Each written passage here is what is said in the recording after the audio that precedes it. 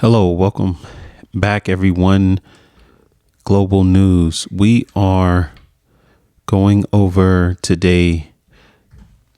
Okay, let's talk about it. The ACC conference. Okay, the ACC conference, as I've discussed previously in my previous video, I discussed how the ACC would be a potential victim for poaching. And the analysis was given because the college realignment environment that is around them was obviously moving around, and things were happening to a point that the ACC could no longer be resistance to the pressures that have been occurring during their existence. Now, we know that they have the grant of right in place for 13 years or whatever. Plus, initially, I believe the terms were, I'm not sure. I think it was like in the 2015 or something like that, all some odd years of agreement. Now, when this occurred, the initial agreement that was in place with ESPN, they didn't picture that there will be a lot of moving parts when they actually signed the agreement, right? They wasn't looking that far ahead. It was just a here and now. We are getting offered a good agreement to stay together. But the insecurities there of staying together was kind of like a signal that someone had concern that they would be poached, and that they wanted to protect themselves from being poached during the unstable environment of what realignment offers. So they believe that that would help them. But in all actuality, what was happening was they were actually pressurizing their situation, because we know college football is about shocking moments, awe, changing events, and champions being born. And in the midst of all of this, you still have the business aspect. So with that being said, the ACC assumed that it would be protecting itself through future realignments as they occur, right? But with that being said, the college sports market is changing. It's almost like the college sports real estate, should I say, is changing. And you have the value continues to rise as years progress. That is what we've been seeing. So with that being said, that was not factored in. Obviously, when they signed the grant of right agreement previously, because they were only focusing, actually the commissioner was only focusing on realignment, protecting the teams, the brands from being poached. That's it. Not the fact that the value of the brands as well as the college landscape as a whole would increase. So with that being said, that left a gap, right? The first thing we see, right, in this new TV negotiation deal, the SEC obviously increased its value and got a nice lump sum in its renegotiation, right? And then we just saw what the Big Ten just accomplished with its new renegotiation of its TV deal. We also saw or see what the Big 12 just done with the announcement of its new TV negotiation deal. Now, remember, each at the time when the ACC signed its TV deal, it was considered to be reasonable at that time. But as I mentioned before, it didn't factor in the increase of college real estate, college sports real estate. And so while the market increased and these three conferences increased their TV payout from the previous deal, that left the ACC at a stagnant standpoint where they, while the value increased around them, they stayed stagnant. So what does this do for your brands like Clemson and Florida State, North Carolina? Who else we got? I'm just going to name all of them, right? We got Boston College, Clemson, Duke, Florida State, Georgia Tech, Louisville, Miami, North Carolina. Okay. The Wolfpack, Notre Dame, Pitt, Syracuse, Virginia Tech and Virginia, Wake Forest. Now, all of these are known brands, right? Especially in basketball. But for football, there's only two that stand out, maybe three. And that would be, of course, Florida State, Clemson, and it's the flip of a coin on the third one, which it fluctuate each year.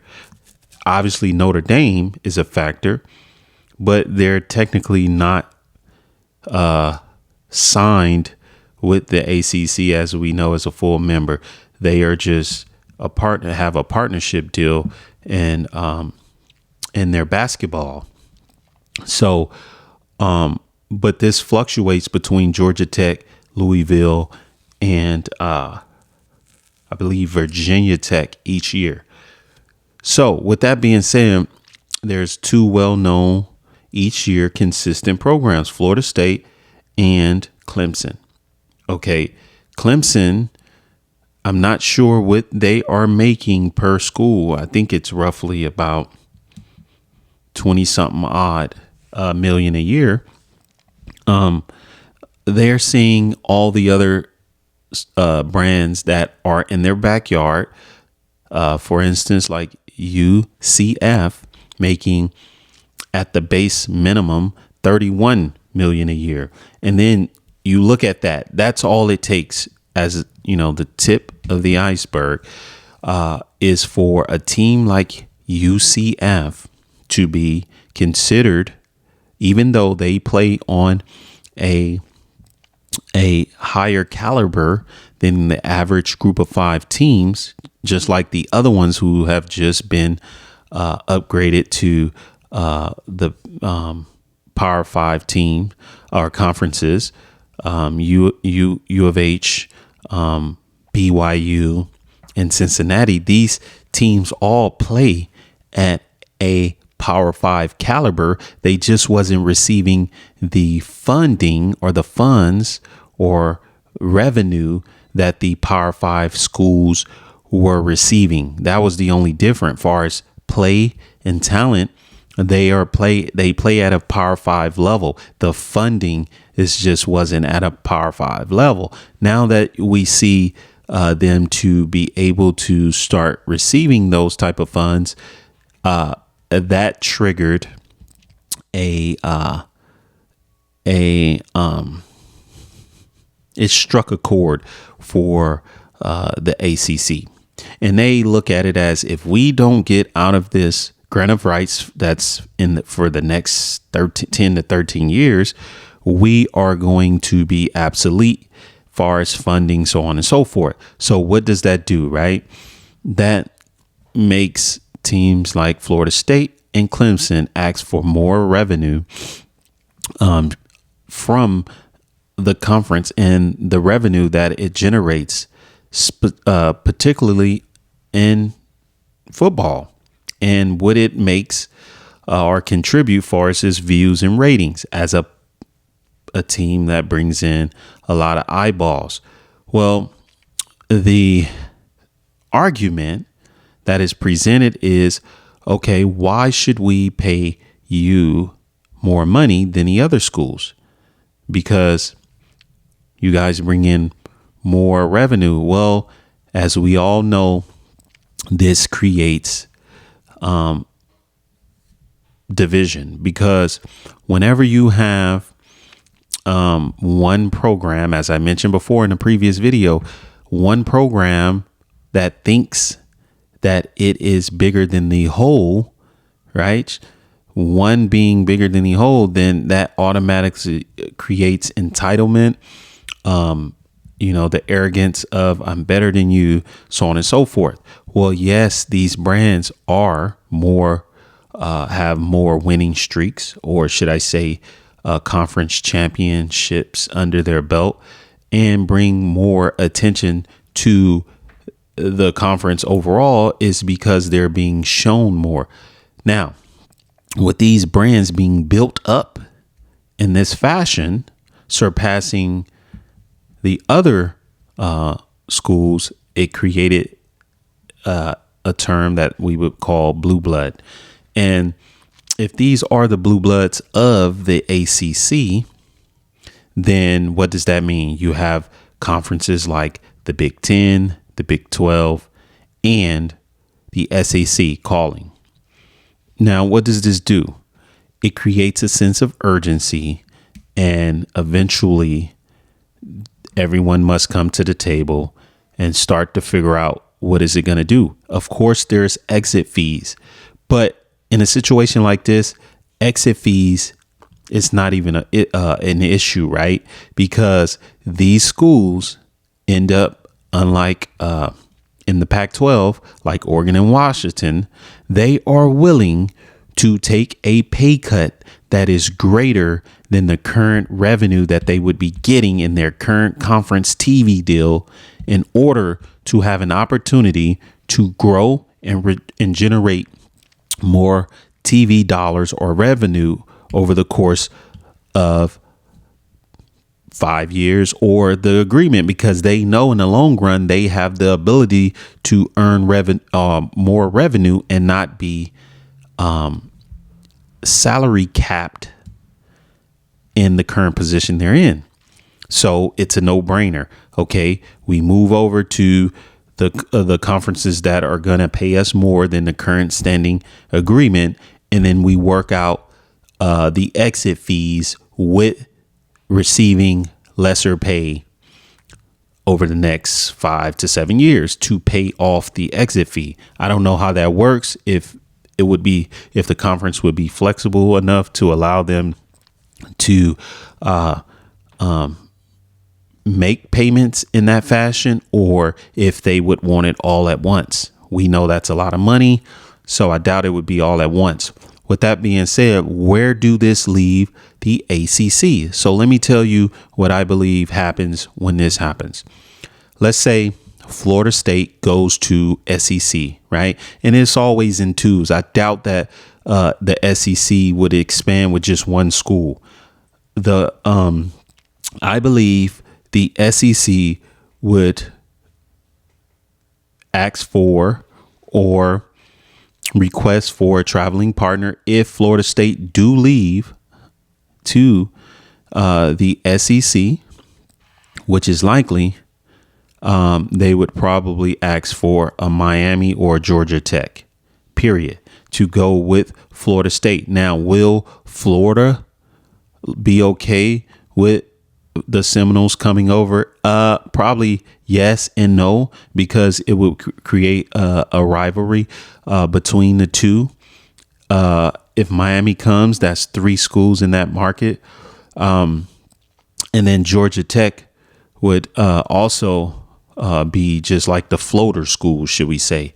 There's usually going to be one school that is really good for the move, and then the other one would just be a supportive, almost like a supporting cast in a movie. You have the headliner or the lead, and then the supporting cast. So I could see Florida State with a Georgia Tech or a combination of Miami going, if they do decide to leave. Now, I believe that the Big Ten would pick up Clemson, or it may be reverse. Clemson goes to the SEC while Florida goes to the Big Ten. I don't think that's a good regional fit, but I believe that the Big Ten would want Notre Dame out of this, and then they would pick up a floater school to go with Notre Dame. Who would it be? I don't know. Maybe Syracuse, maybe Boston College. Who knows? But we know that if this realignment starts to occur with Florida State, the SEC, there's too many well-known brands inside the ACC for just the SEC to pick up and not the Big Ten. And I believe both conferences would expand, and as well as I think the Big 12 would also grab some schools from the ACC eventually. So where do that leave the ACC?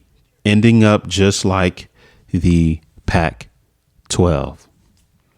Because let's say if the SEC is ACC, if the ACC is SEC country, should I say, then that would mean that the Big Ten, it's off limits to the Big Ten. They're going to go west to the Pac-12 while the SEC is expanding, or expanding in the ACC, picking up teams out of the ACC.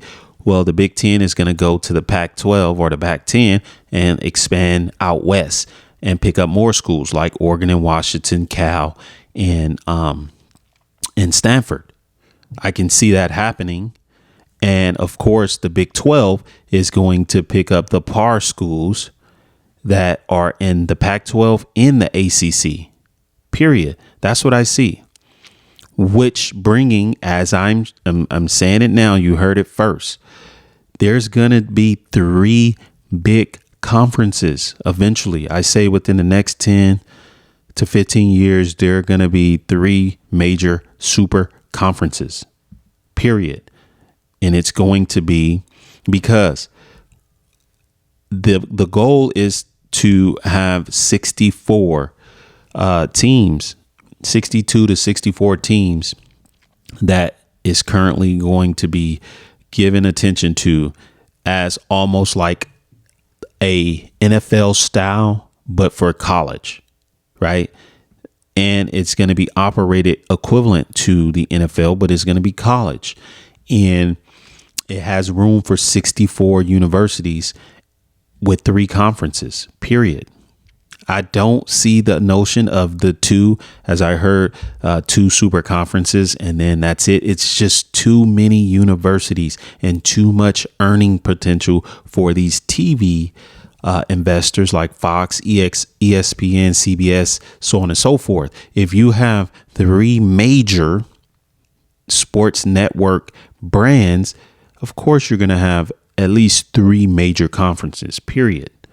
And that's just what it requires. I don't see all of these universities shrinking down just to these 2 super conferences. No, I don't think that'll be supported. It won't hold up. It's too many universities. It's too many TV net, or at least 3 major TV networks, sports that broadcast sports, maybe even 4, to not say, no, we're going to hold up this conference and build it up. So I do see 3, though. I do see this coming down to 3 major conferences. And the question is, who's going to be the third, as I mentioned before. And right now, the Big 12 is in the front seat as the leading third conference. And that's just how it is. Now, the other question is, after we get these 3 major conferences, is it going to change the names, like far as conference names, right? Is the Big Ten going to stay the Big Ten with 24 teams? Is the SEC should be fine because it doesn't have a number in its name, which regionally goes well with adding more teams. Likewise with the Big 12. Or is it going to change to like the Big 24 or just whatever else may be? So these are some of the things to think about. I do see the ACC ending up like the Big 12. I mean, the Pac-12 with the big conferences poaching the more well-known brands, and money will be the gateway to making this happen, while the Big 12 picking up the par schools from both sides. I do see the Big 12 expanding east even more so than what it already is with the ACC teams, period. It's structured that way for it to grow. ESPN, Bill Yarmark did, I think, an excellent job with not requesting too much at first and leaving it open to grow and expand with more Power 5 teams, which means that ESPN will support that. So will Fox. And if you don't read between the lines, it's just waiting and waiting to see what happens. And as mentioned, waiting on the opportunity to grow and expand. And best believe that this is what will happen. And I, to be honest with you, I just want you guys to know who always stay focused on the SEC or the Big Ten, right? We just saw last year the Big 12 just eliminate, or should I say the Big Ten didn't hold up in the playoffs like everyone thought they would. So at the end of the day, the Big 12 is going to be present. The only issue is renegotiating in the next contract for revenue pay based off of results on the field, on the TV market, basically, for renegotiation. But I can clearly tell you that they will be, if not in the playoffs every year on football, on the football side, if not in the championship, period. So, yes, they have the potential actually to do better. Yeah, they do. So with that being said, this is my take on it. Yes, the ACC will suffer losses as far as realignment goes, because they're just not going to stay put while everything is growing and moving around them. And yes, they're going to jump on the opportunity of the Big 10 and the Big 12 calling, leaving them obsolete. And the Big 12 have positioned itself with expanding east. And there's a couple of more teams from the ACC that could be added to their current membership right there. And I believe if the Big 12 do add any schools, it probably would be the Wolfpack and potentially Miami, if they still around, any of the Virginia schools, Virginia Tech or Virginia. That's the teams I see. Virginia Tech or Virginia, the Wolfpack, potentially even Louisville, maybe, in Miami. So I see 4 schools easily that can join the Big 12 after the SEC and the Big 10 get their share of the ACC. That's my take on it. Global News Sports. Thank you all for listening. Have a great day.